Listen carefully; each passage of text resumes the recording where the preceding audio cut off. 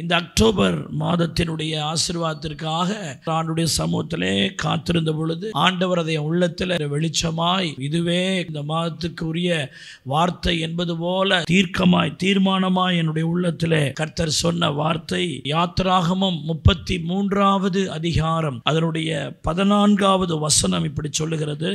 அதற்கு அவர், என் சமூகம் உனக்கு முன்பாக செல்லும், நான் உனக்கு இளைப்பாறுதலை தருவேன் என்றார். அல்லேலூயா. இந்த அக்டோபர் மாதம் உங்க முகத்தை பார்த்து கர்த்தர் சொல்ல, மகளே நீ பயப்படாத, மகனே நீ பயப்படாத, என் சமூகம் உனக்கு முன்பாக செல்லும். இந்த அக்டோபர் மாதம் முழுவதும், இந்த அக்டோபர் மாதத்தில் இருக்கிற அத்தனை நாளும், வரப்போகிற எல்லா நாளும் கர்த்தருடைய சமூகம் உங்களுக்கு முன்பாக செல்வதாக. எல்லா கைகளை தட்டி வாயை திறந்த, ஆண்டவரே உங்க சமூகம் செல்லுகிறதற்காக ஸ்தோத்திரம்.